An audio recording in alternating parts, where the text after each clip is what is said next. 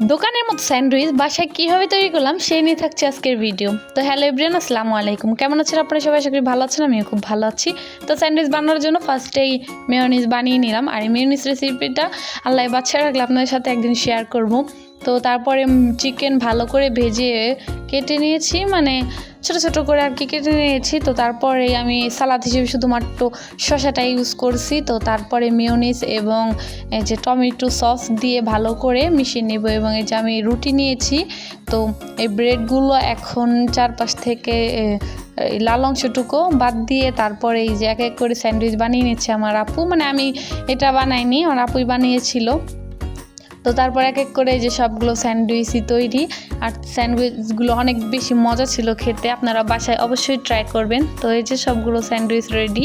তো আমি আবার খেয়ে টেস্ট করছিলাম, তো খেতে অনেক বেশি মজা হয়েছে, মানে আমার কাছে অনেক বেশি ভালো লেগেছে। তো তারপরে এই যে মেয়োনিজ ছিল, তো তার জন্য আবার সিঙ্গারা দিয়ে আমরা মেয়োনিজ খেয়েছিলাম। আমি আবার লাভ শেপ করেছি।